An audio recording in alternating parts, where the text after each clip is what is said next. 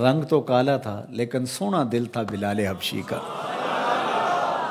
ابو لہب کا چہرہ تو چمکتا تھا، اسی لیے اس کو ابو لہب کہا گیا، انگارے کی طرح چمکتا ہوا چہرہ، لیکن اس کا دل کالا تھا۔ تو وہاں چہرے نہیں دیکھے جاتے، وہاں دل دیکھے جاتے ہیں۔ الا من اتى اللہ بقلب سلیم، وہاں دیکھا جاتا ہے قلب سلیم کے ساتھ کون آیا۔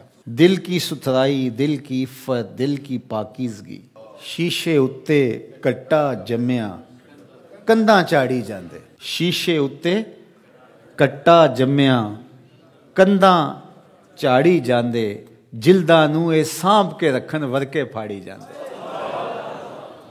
جلداں نو اے سانپ کے رکھ دے ورکے پھاڑی جاندے۔ تو اصل تو یہ صاف ہونا چاہیے، یہ ستھرا ہونا چاہیے۔ میرے اور آپ کے آقا و مولا حضور ختم المرتبت صلی اللہ علیہ وآلہ وسلم، ہمارے ماں باپ ان پہ قربان، کثرت کے ساتھ ایک دعا مانگتے تھے، یا مقلب القلوب ثبت قلبی علی دینک، اے دلوں کو پھیرنے والے میرے دل کو اپنے دین پہ ثابت رکھنا۔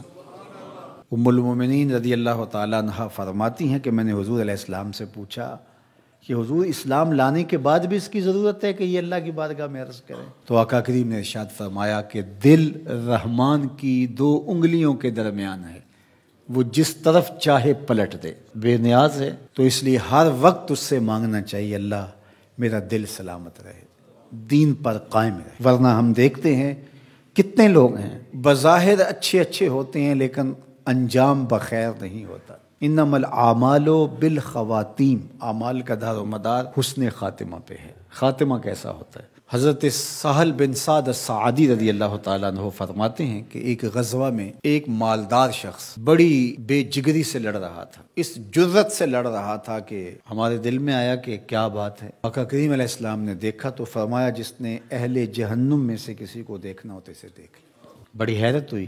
ایک صحابی کہتے ہیں میں اس کے پیچھے ہو گیا کہ حضور علیہ السلام نے جو فرمایا ہے کوئی وجہ ہوگی تو میں دیکھوں ماجرا کیا ہے۔ تو کہتے ہیں جب وہ لڑتے لڑتے زخمی ہو گیا تو اس نے اپنی ہی تلوار کو اپنے سینے میں یوں رکھ کر کے اپنا وزن اس اوپر ڈال دیا اور 2 کندھوں کے درمیان سے تلوار ادھر نکل گئی اور یوں خودکشی کر لی۔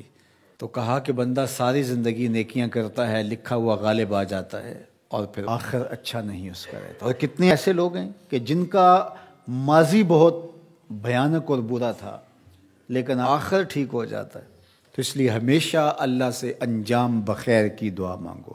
یا مقلب القلوب ثبت قلبی علی دینک، اے دلوں کو پھیرنے والے ہمارے دلوں کو دین پہ ثابت رکھنا، کہیں ایسا نہ ہو کہ ہمارا انجام ٹھیک نہ ہو، انجام ہمارا ٹھیک ہونا چاہیے۔ حضرت ابی ملیکہ رضی اللہ تعالی عنہ فرماتے ہیں میں 30 اصحاب رسول سے ملاقات کی ہے، میں نے سب کو فکر مند پایا ہے انجام ٹھیک ہو جائے۔